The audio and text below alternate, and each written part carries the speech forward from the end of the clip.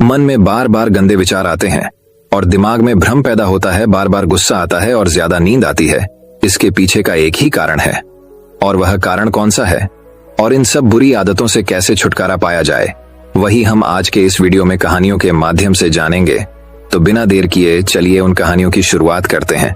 पहली कहानी, मन के गंदे विचार खत्म हो जाएंगे। हमारे मन में गंदे विचार क्यों आते हैं? हम नहीं चाहते, लेकिन फिर भी हमारे मन में गंदे विचार आते रहते हैं। लेकिन मन हमारा सबसे बड़ा दोस्त और मन ही सबसे बड़ा दुश्मन क्यों है? जब हम अपने मन की बात मानते हैं तो हमारा मन ही हमारा नेतृत्व करता है। भटक जाते हैं, और जब हम मन को संतुलित कर लेते हैं तो हम अपने जीवन में हर चीज का ध्यान रखते हैं। हम अपने मन में आने वाले गंदे विचारों को रोकने की कोशिश करते हैं, लेकिन जितना अधिक हम रोकते हैं उतना ही ये विचार हमारे अंदर प्रवेश करते हैं। जितना अधिक आप किसी चीज से दूर भागते हैं वह चीज आपको अपने पास ले जाएगी। इसलिए उस चीज से दूर मत भागिए, उस पर संतुलन बनाए रखिए। एक बार एक युवक गौतम बुद्ध के पास आया और गौतम बुद्ध से बोला कि ही बुद्ध, मेरे मन में इतने गंदे विचार क्यों आते हैं? मैं नहीं चाहता कि मेरे मन में गंदे विचार आए, पर मेरे मन में हमेशा काम वासना के विचार चलते रहते हैं और मैं इनके के बारे में सोच सोच कर बहुत परेशान हूँ। मेरी ऊर्जा और समय यह सब सोचने में ही नष्ट हो जाता है, और इन सब के विचारों की वजह से मैं कभी भी शांत नहीं रह पाता, और मैं हमेशा ही स्त्रियों को देखकर मोहित हो जाता हूँ। अपने आप को रोक ही नहीं पाता।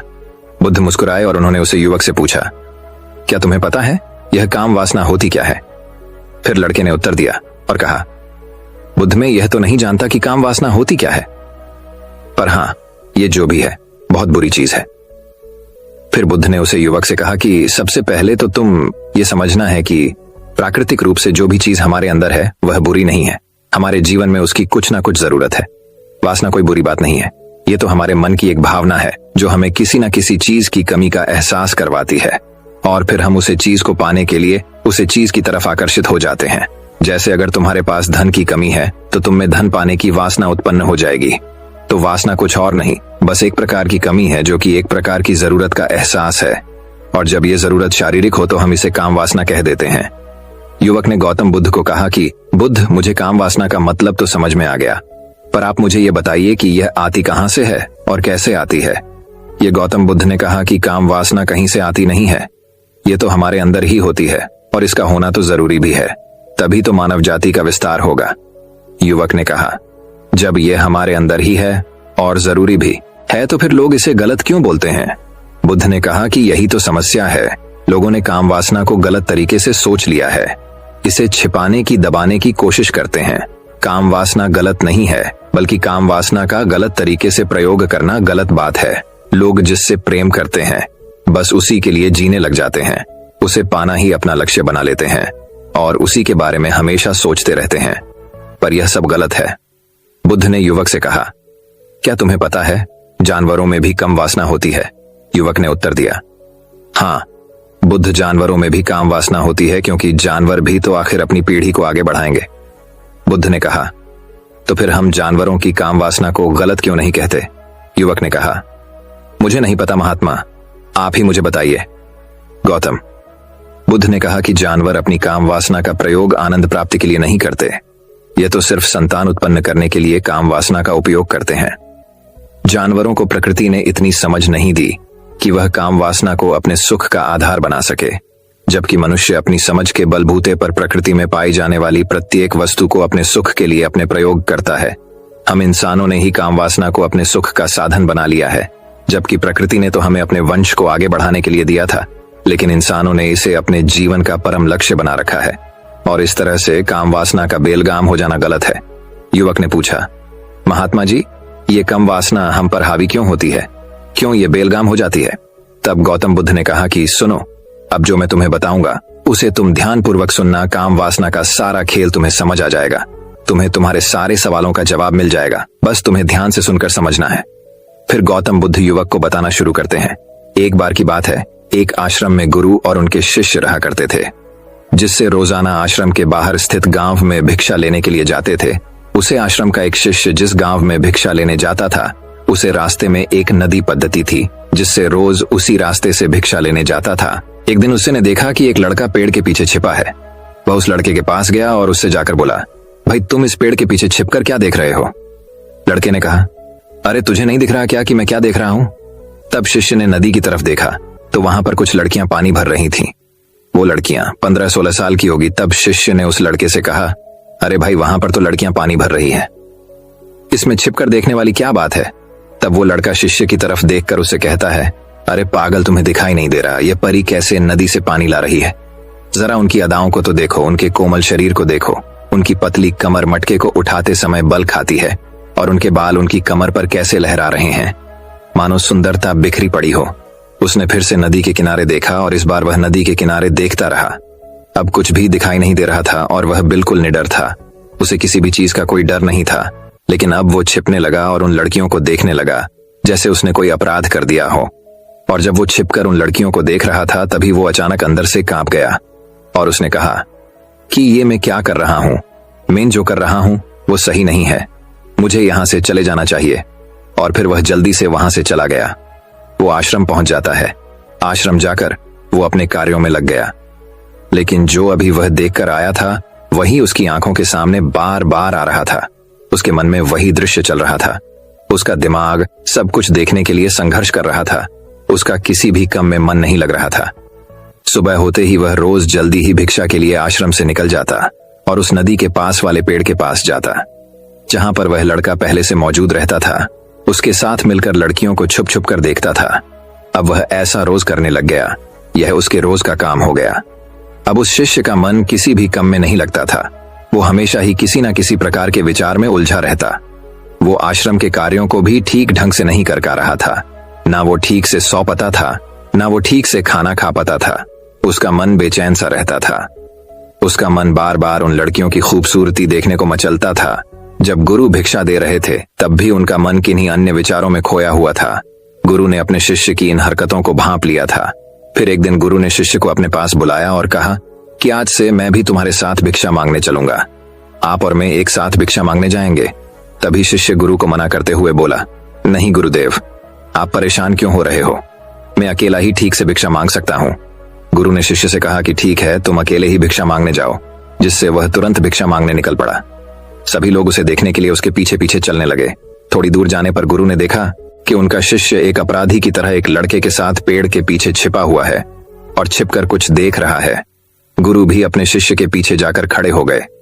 उसका शिष्य क्या देख रहा है जिसे देखने के लिए वह एक अपराधी की तरह पेड़ के पीछे छिपा हुआ है? गुरु ने देखा कि उसका शिष्य पेड़ के पीछे छिपकर नदी से पानी ले रही लड़कियों को देख रहा है। तब गुरु ने शिष्य से कहा, क्या देख रहे हो? अपने मालिक की आवाज सुनकर वह डर गया और उसके पसीने छूटने लगे। वह ऐसे कांपने लगा जैसे उसने किसी चोर को चोरी करते समय पकड़ लिया हो। उसी से की हालत खराब हो गई। वो कुछ भी नहीं बोल कर रहा था। दूसरा का जो शिष्य के साथ था वहां से भाग गया। उसके मुंह से कुछ टूटे फूटे शब्द ही बाहर निकल रहे थे। वो अपने गुरु से नजर भी नहीं मिला रहा था। गुरु ने शिष्य की तरफ देखा और कहा कि मेरा शिष्य तो निर्भय था, उसे तो किसी भी चीज का डर नहीं था, लेकिन ये क्या, तुम तो भय के मारे कांप रहे हो। शिष्य ने गुरु से कहा कि मुझे माफ कर दो गुरुदेव, मेरा इसमें कोई दोष नहीं है। उस लड़के ने मुझे बहका दिया था, लेकिन आपसे मैं वादा करता हूं कि आज के बाद मैं ऐसा कभी दोबारा नहीं करूंगा। मुझे माफ कर दो गुरुदेव। गुरु ने शिष्य से कहा कि कोई बात नहीं, पर इस बात का तुम ध्यान रखना कि हम जैसी संगति करते हैं वैसा ही फल हमें प्राप्त होता है। हम जैसी संगति करते हैं उसके विचार हमारे अंदर प्रवेश करते हैं। इसीलिए अच्छी संगति करो जिससे तुम्हारे अंदर अच्छे विचारों का प्रवेश हो। फिर गुरु और शिष्य आश्रम लौट आए और फिर से शिष्य आश्रम के कार्यों पर ध्यान देने लगा। उसने उस रास्ते को छोड़ दिया और दूसरे रास्ते से जाने लगा। वो अपने काम को ध्यान से करता, लेकिन धीरे धीरे उसके अंदर क्रोध उत्पन्न हो गया और फिर वो दूसरे शिष्यों पर क्रोध करने लगा और बेचैन रहने लग गया। अब वो सही समय पर भोजन भी नहीं करता था। वो भोजन भी बहुत कम खाता था। एक रात गुरु शिष्य के पास आए और उसे बोले कि अब तक तुमने कितनी बार अपना वादा तोड़ दिया। यह सुनकर शिष्य अपने गुरु के चरणों में गिर गया और रोने लगा। रोते रोते ही उसने गुरु से कहा कि गुरुदेव, मैं कई बार अपना वादा तोड़ चुका हूं, फिर मैं वादा करता हूं, लेकिन हर बार जब मैं वादा तोड़ देता हूं तो मेरा मन मेरे वश में नहीं रहता। मैं बहुत कोशिश करता हूं कि अपने मन से सारे बुरे विचार निकाल दूं, लेकिन चाहकर भी मैं ऐसा नहीं कर पाता। फिर गुरु ने शिष्य को कहा कि चलो मेरे साथ। गुरु शिष्य को आश्रम के बगीचे में लेकर गए और शिष्य से कहा कि देखो, यहाँ पर कुछ नाली बनी हुई है, जिससे नदी का पानी इन पौधों तक आ रहा है और यह पानी निरंतर गति से आगे बढ़ रहा है। क्या तुम इस पानी के बहाव को रोक सकते हो? शिष्य ने कहा कि हाँ गुरुदेव, मैं इस बहाव को रोक सकता हूं। फिर शिष्य ने मिट्टी उठाकर उस नाली में रख दी तो पानी थोड़ी देर के लिए रुक गया और फिर थोड़ी देर बाद उस मिट्टी के ऊपर से पानी बहने लगा। गुरु ने शिष्य से कहा, अरे ये क्या, ये तो पानी रुका ही नहीं। फिर से शिष्य ने कुछ कंकड़ पत्थर उठाकर उसे नाली में रख दिए और फिर थोड़ी देर के लिए पानी रुक गया, लेकिन फिर थोड़ी देर बाद ही उन कंकड़ पत्थर के ऊपर से पानी निकल आया। फिर गुरु ने कहा कि शिष्य, यह क्या हुआ? पानी तो फिर से बहने लग गया। तुम तो बोल रहे थे कि तुम इसे रोक दोगे। क्या हम किसी कम को रोकना चाहे तो क्या हम उसे रोक नहीं सकते?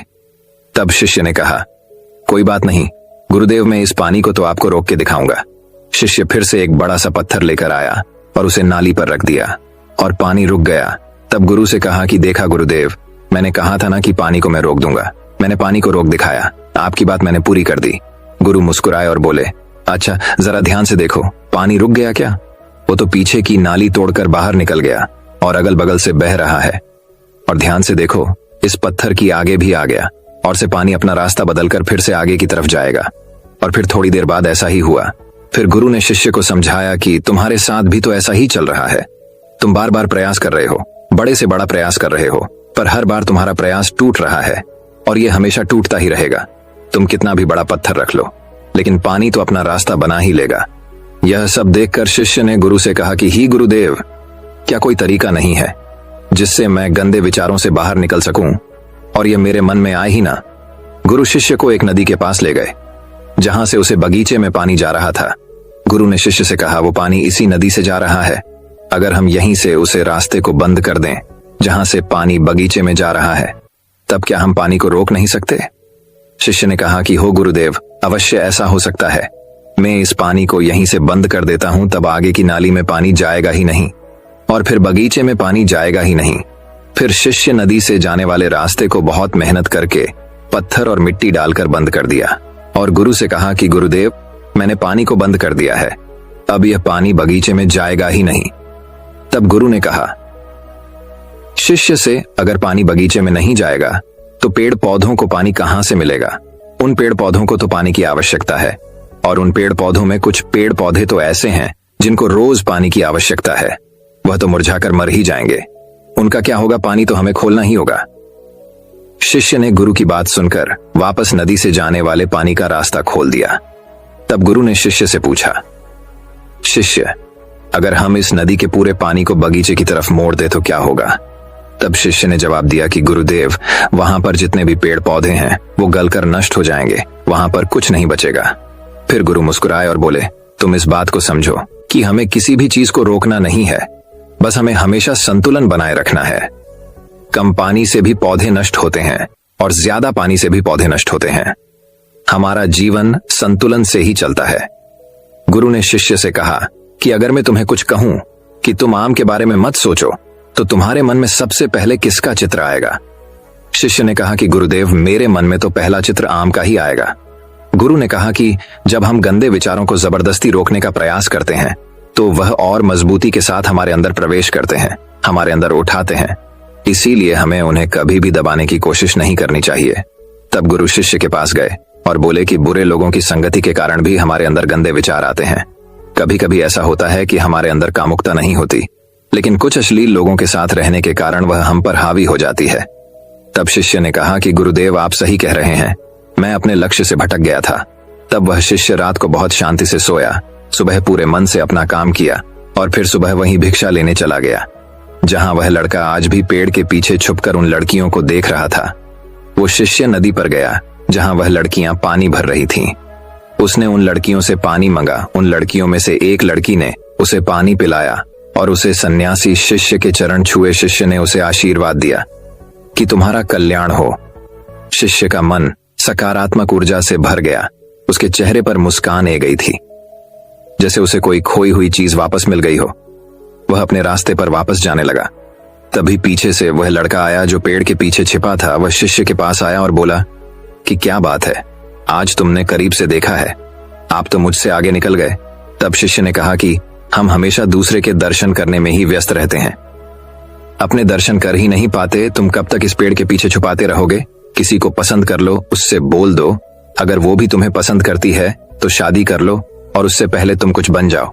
अपने आप को पहचान लो, ऐसे अपना समय बर्बाद मत करो।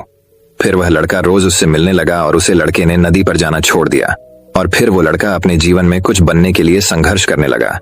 तो तुमने देखा संगति का असर क्या होता है। अपनी संगति बदलो, अपने विचार बदलो। बुद्ध ने युवक से पूछा कि क्या तुम्हें तुम्हारे सारे सवालों का जवाब मिल गया? तब युवक ने कहा कि हाँ महात्मा जी, आपका बहुत बहुत धन्यवाद। तब गौतम बुद्ध ने युवक से कहा कि जब तुम्हारे मन में गंदे विचार आए तब आप अपने आप को दोषी मत मानो। यह शरीर है और यह सब हजारों वर्षों से सिखाया गया है। एक केवल तुम्हारे सोच लेने से, शपथ लेने से ये टूटने वाला है नहीं। लेकिन तुम्हारे पास वो शक्ति है, वो ऊर्जा है जिसका तुम्हें संतुलन उपयोग करना है। तुम एक जीवित ऊर्जा हो जो कुछ भी अनुभव करने के लिए स्वतंत्र है, जो निर्माण करने के लिए स्वतंत्र है। इसीलिए तुम अपने आप को पहचानो। यह बोलकर गौतम बुद्ध मौन हो गए और वो युवक वहां से चला गया।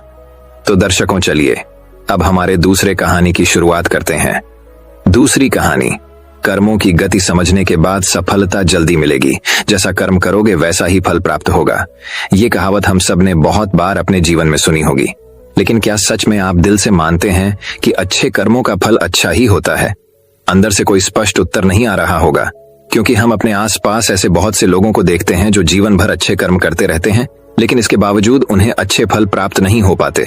एक नौजवान कड़ी मेहनत करता है किसी परीक्षा में पास होने के लिए, लेकिन उस परीक्षा के परिणाम में उसे निराशा ही हाथ लगती है।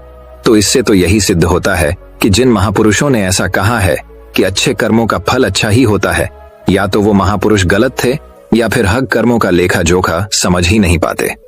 पर चिंता मत करिए, क्योंकि आज की कहानी सुनने के बाद कर्मों के बारे में आपकी सोच, आपकी दृष्टि एकदम स्पष्ट हो जाएगी। कहानी को आखिर तक जरूर सुने, तभी आप अच्छी तरह समझ पाओगे। पुराने समय की बात है। किसी गांव में राकेश और भोला नाम के दो भाई रहते थे।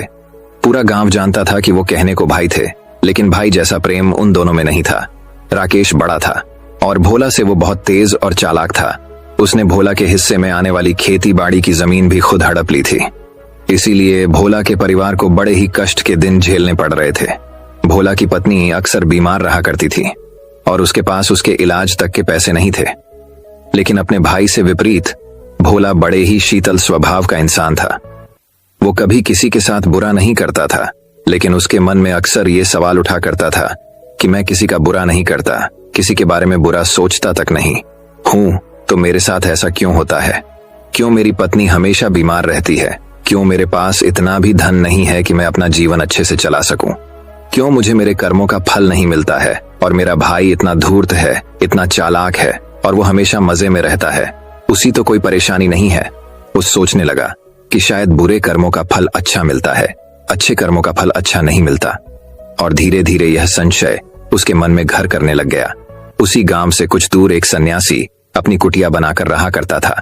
जब भी वो सन्यासी गांव में भिक्षा मांगने के लिए आता तो सबसे एक ही बात कहता कि जो तूने किया वो तेरे हिस्से और जो मैंने किया वो मेरे हिस्से।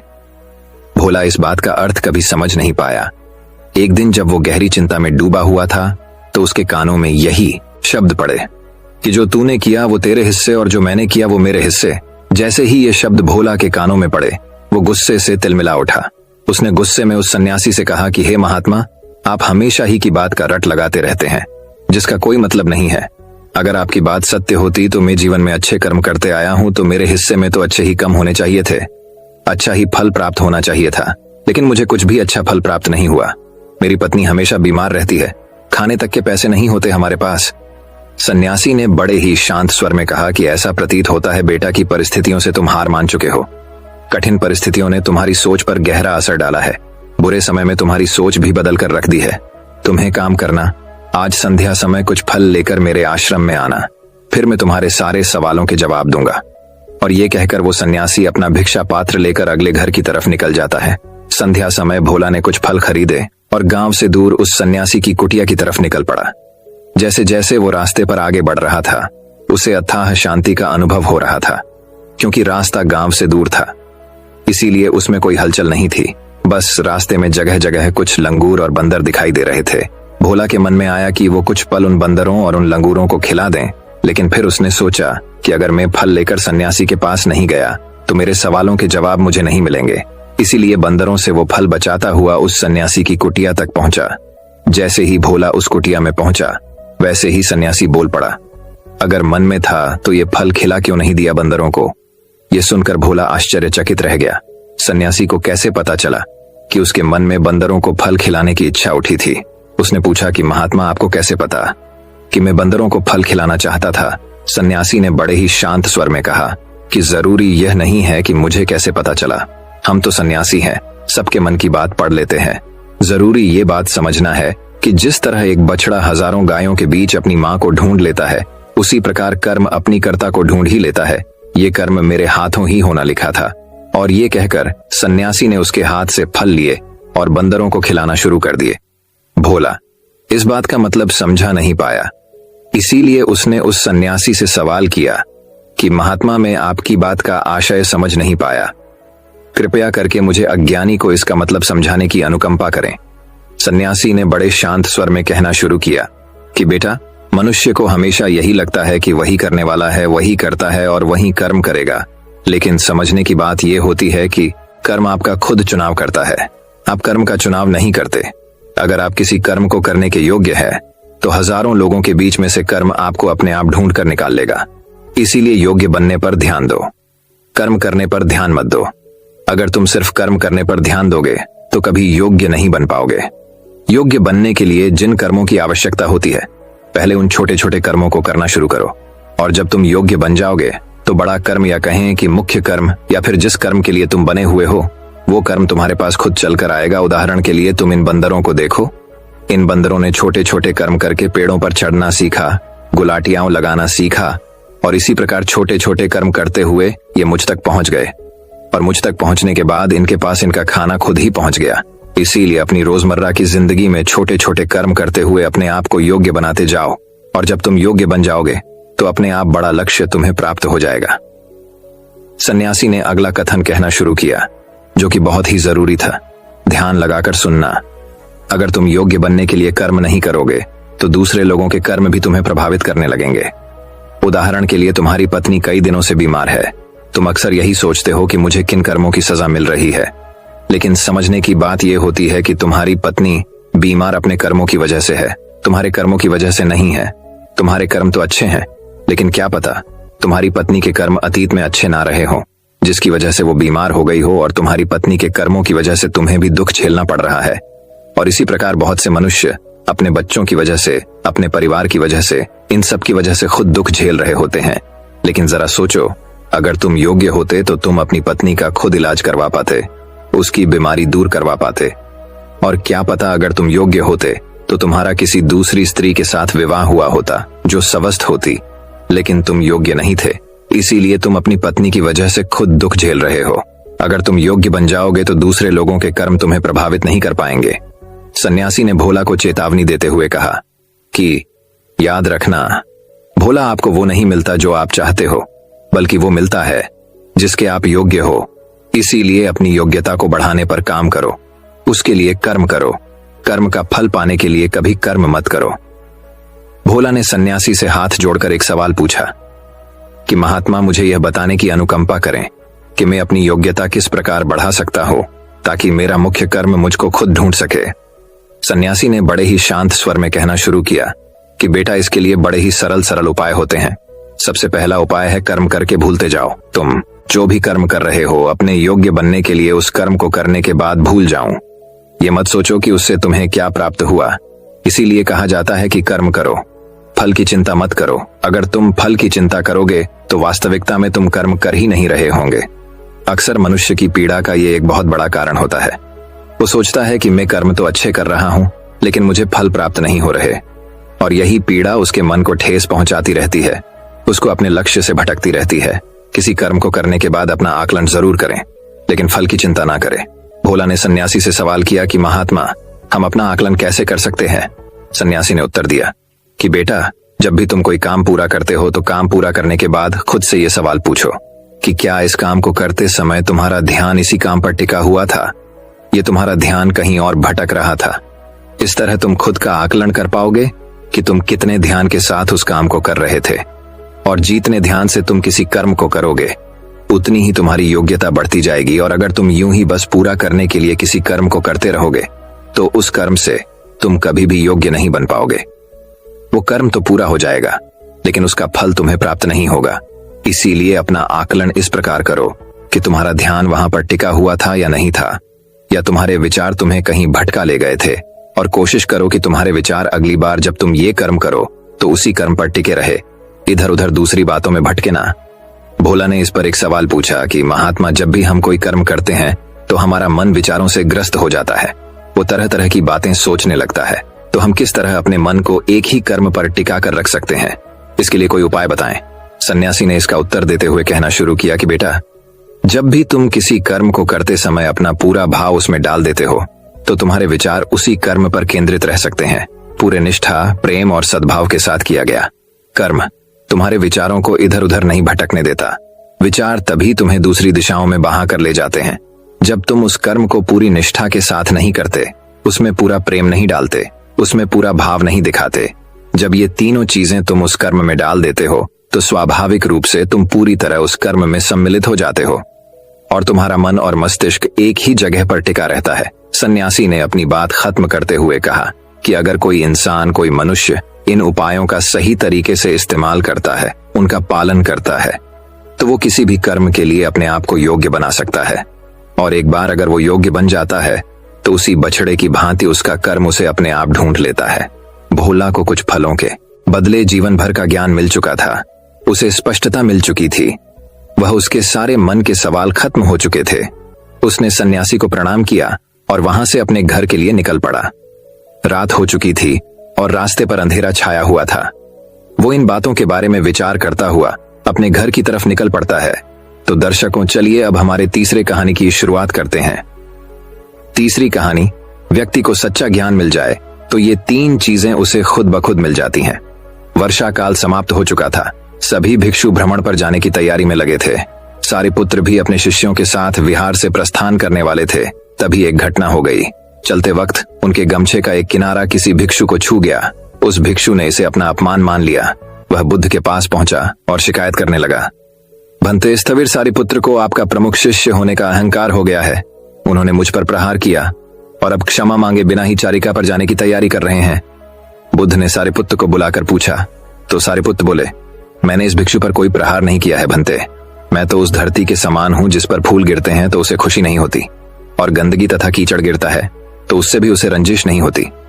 मैं तो पांव के पोंछे की तरह हूं, भिखारी की तरह हूं, बिना सींग के बैल की तरह हूं। सारिपुत्र की ऐसी बातें सुनकर उस भिक्षु को अंदर से ग्लानि होने लगी। वह तथागत के चरणों पर गिर गया और अपना दोष स्वीकारते हुए उनसे क्षमा याचना करने लगा। बुद्ध बोले, सारिपुत्र, इस भिक्षु को क्षमा कर दें वरना इसकी बड़ी बुरी दुर्गति होगी।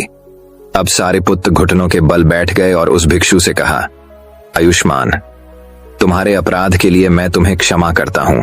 अगर मैंने भी कोई अपराध किया है तो मुझे क्षमा कर दो। यह सुनकर सभी भिक्षु कहने लगे, स्थविर सारिपुत्र की महानता तो देखो, ऐसे झूठे व्यक्ति पर क्रोध न करके स्वयं उससे भी क्षमा याचना कर रहे हैं। भिक्षुओं की सुखबुगाहट सुनकर महात्मा बुद्ध बोले, जिसे सच्चा ज्ञान मिल गया है उसका मन और वाणी तो शांत रहती ही है, उसके कर्म भी शांत होते हैं। दोस्तों, मैं उम्मीद करता हूं कि यह कहानी सुनने से आपके जीवन में अच्छे बदलाव आए होंगे। आपको इस वीडियो से क्या सीखने मिला ये कमेंट करके जरूर बताइए, और अपने परिवार, दोस्तों या आपके करीबी इंसान के साथ ये कहानी शेयर करके उन्हें भी इस ज्ञान से परिचित करवाए। बाकी अगर आपको यह वीडियो दिल से अच्छी लगी हो तभी इस वीडियो को लाइक कर देना, और आपने अब तक इस चैनल को सब्सक्राइब न किया हो तो चैनल को सब्सक्राइब भी जरूर कर देना। आपका हर दिन शुभ हो और खुशियों से आपका जीवन भरा रहे। धन्यवाद। नमो बुद्धाय।